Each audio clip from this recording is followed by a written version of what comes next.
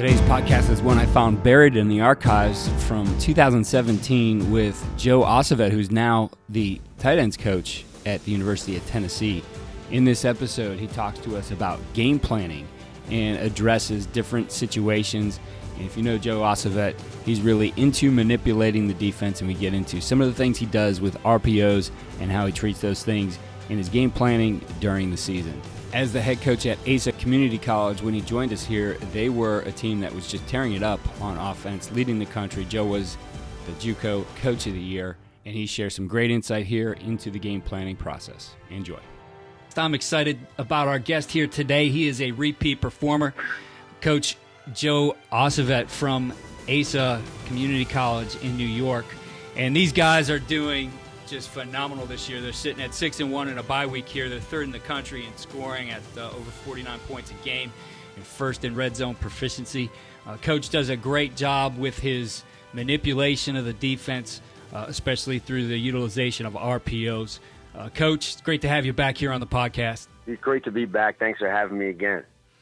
Coach, let's talk about how you guys do it. Obviously, those things, that scoring, that kind of proficiency on the field really starts with putting together a great game plan. So let's talk a little bit about what you guys do to put together your game plan. Sure. Every time I do one of these things, everyone's always asking me, RPO stuff. I think you have to be able to dive a little bit deeper than just the RPO and make sure that you come up with a game plan that gives you the evaluations to score some points. So I think that's important. First thing we do is you got to find out, especially from an offensive standpoint, what is your quarterback good at? What is your quarterback? What can he do from an execution standpoint that he can execute at a high proficiency level? I think that's the most important thing. Obviously, if the guy can run a little bit, you want to get some perimeter runs, RPOs, where it's run-pass option on the perimeter. If he's not more of a mobile kid, I think you got to do some more vertical type of RPOs. I think you have to mold your offense around your trigger pull. That's my philosophy, and I think we do a good job at that. There's a checklist we have. The checklist consists of what do we want to do? How do we attack certain fronts in our run game? How do we attack certain coverages in our pass game? What do we want to do protection-wise? What is our RPO game going to look like? And obviously that goes in. You do some off-season scouting of how teams, you looked at the years prior, how teams tried to attack you from a defensive standpoint. And then you try to build your components around those type of things. What are they doing from a defensive standpoint that's successful? Are they a big blitz team? What are some key situations in the football game where, they're going to bring add-on pressures? Are they going to play coverage? What are they doing versus empty?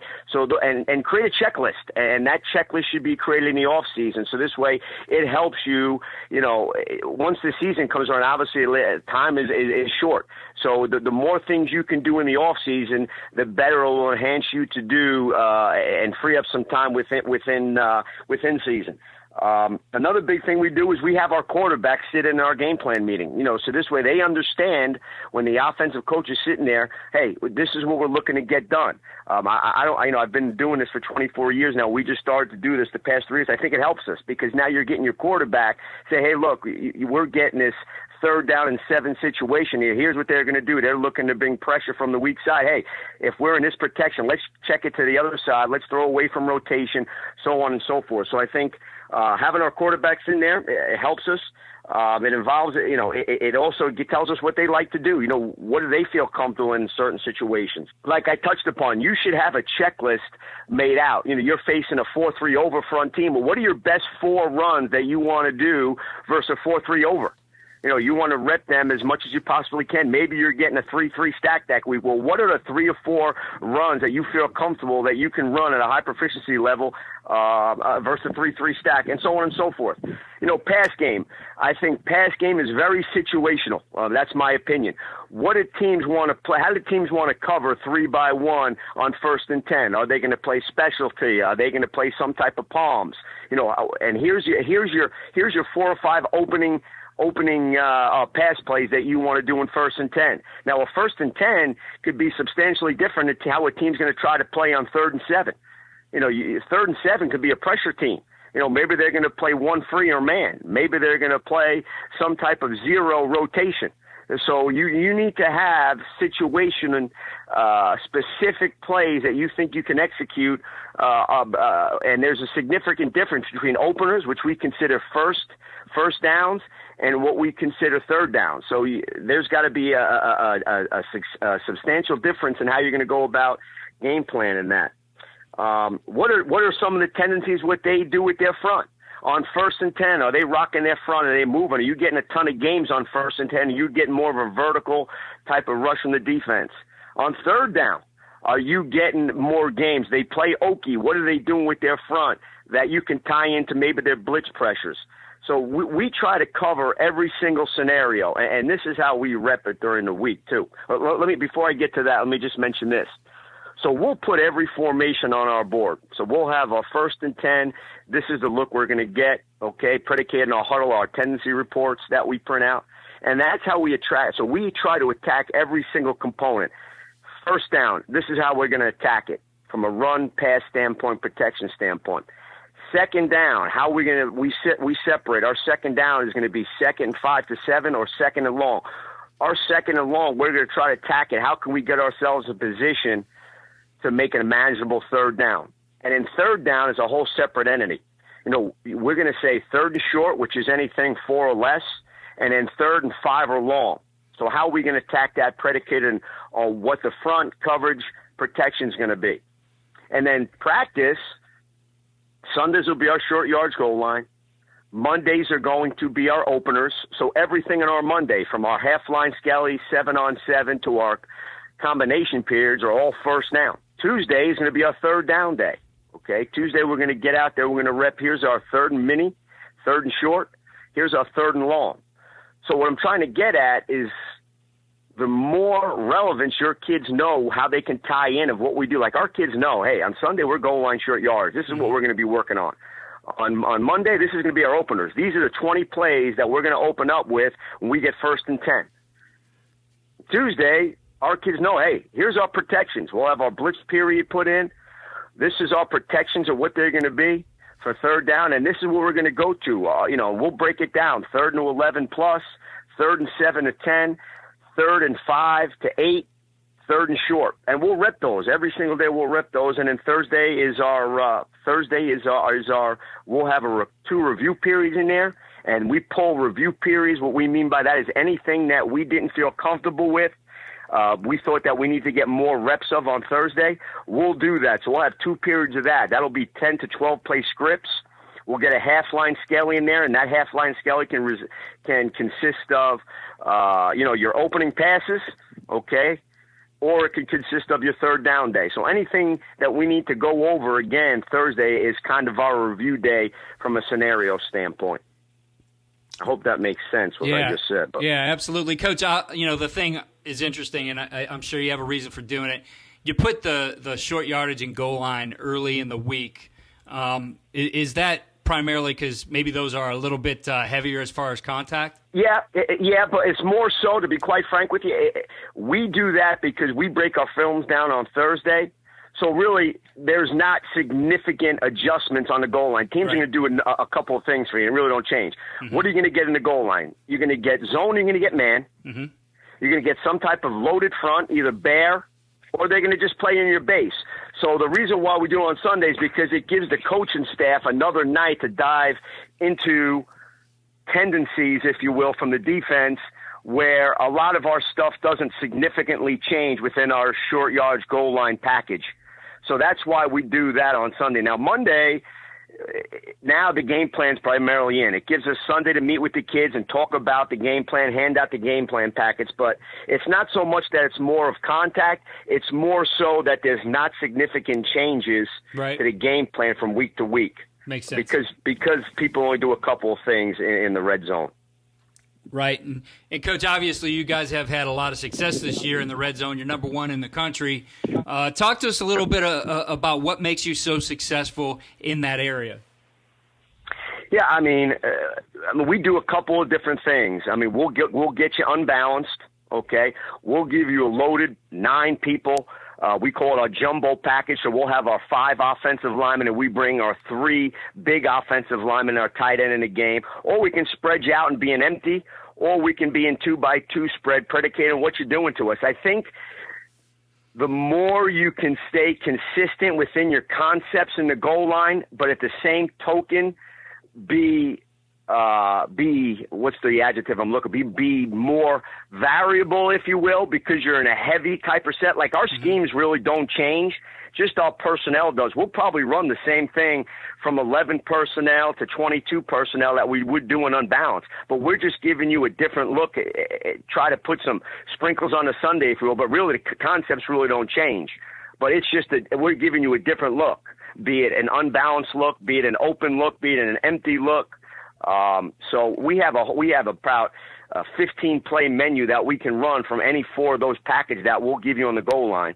And it's really just disguising your best plays just from different personnel. How much of you mentioned bringing in 9 guys, the jumbo personnel. Yep.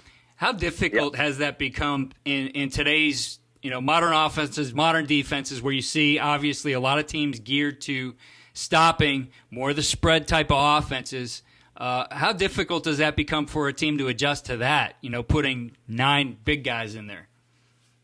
Yeah, I think not so much it's adjusting, it's how are they going to adjust? Because if we put 9 in there and they put 10, well, see, we got someone free on the perimeter to catch the ball and just throw some type of slant or some type of concept we want out there. And in addition to what you said, though, too, I think because we play with such tempo, that now the defensive coordinator on the other end, he's got to have adjustments for them, and they got to be in there on the fly. It keeps them very vanilla, and we can do that from the 7 on in. We do that in short yards. I mean, we get 3rd and 1 on the +40 or -40. We'll get jumbo out there. So they got to be cognizant of it on the goal line. They got to be cognizant of us bringing heavy personnel in, between the 30s. So, and like I said, there's carryover because it's consistent to what we run if we're in 3-by-1, if we are in a heavy set. And I'm giving away all my magic tricks here, but you still got to line up and stop it. Yeah. But I think if there's carryover and consistency predicated on the concepts you're trying to run, regardless of what the personnel is, the kids have a fundamental base of how you're trying to attack it. Coach, as we approach really the latter half of the season, I know at college there's a lot of times that means everybody starts to get all your film on you. They have a chance to break you down. How do you approach the game planning and adding a wrinkle, late season, I guess, that maybe breaks some tendencies that have built up over the year? I mean, that's a great point. I think one of the most overlooked things that coaches don't do, is they don't rely on what their tendencies. How we go about it, we assign a certain coach every week that we'll have 2 tendencies. We're going to do the first tendency of what we did run pass from the prior game, and then we're going to do. So this is going to be our 7th game coming up. We're going to do a 7-game tendency report on ourselves. Is there a tendency that we're throwing the ball on first down? Is there a tendency that we're running our inside zone game on first down? So how could you go about as a play call to break your tendencies? I think that's probably the most underestimated thing that we do as a coaching staff. So we make sure we try to handle that. Is there a tendency from the last game, what you're doing on 2nd and 7? And we'll make cognitive notes. Say, hey, look, we'll sit in our game plan, man. Hey, guys, we got 2nd and 7 to 10 plus. We're throwing it 80% of the time. Is there a run that we can get in 2nd and 7 to 10 plus that gets us in 3rd and 5, 3rd and 4? We'll throw that in there, and we'll be cognizant of the fact to make sure we call that. So I think that's a great question. I think it's very overlooked. And I think that's the way you have to combat. You have to do a tendency report on yourselves, because I think there will be some adjustments that needed to be made, regardless of, of the upcoming week. Coach, it's always easy to get caught up talking offense with you and talking scheme, but you've had success over the course of your career, and I know as a head coach you do much more than just put a hell of an offense together. As you progress through the season, what types of things are you doing to continue to build the culture that you have in place that obviously is giving you the foundation for success? Yeah, I think so. We had a bye week this week. I think you always got to rely basically on your fundamentals and techniques. So, we had 3 practices this week. We went back and we were doing ball security drills. We were doing takeaway drills. Our offensive line were doing footwork and protections. I think you have to be able to maintain your fundamentals and technique. Okay, we didn't put anything new in. We didn't even start the game plan for next week. We just wanted to go back to tackling, blocking, securing the football, and taking the football away. Because at the end of the day, that's going to win you more football games than not. And I think that's what we have done. We've been successful with it in the past, and it's worked for us. Yeah, it's certainly something that maybe gets undervalued as you get into the year, and you get caught up on a whiteboard there trying to scheme up things. That it really comes down to that execution, which again, just like you mentioned. No question about it. I tell our coaches all, you can be as good as you want to be on the whiteboard, but if you lose focus on your fundamentals and techniques, everything goes out the window.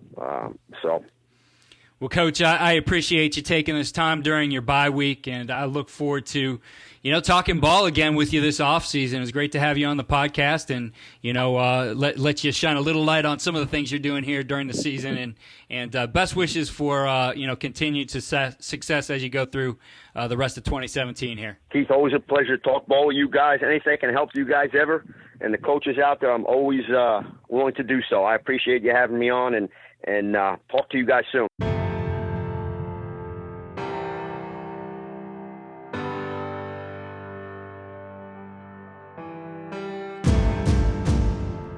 Thanks again for listening to Coaching Coordinator. Check out our new website, coachingcoordinator.com. We have our show notes over there, and we'll have some great content in our blogs as well as we continue to grow. And follow me on Twitter at Coach K. Grabowski.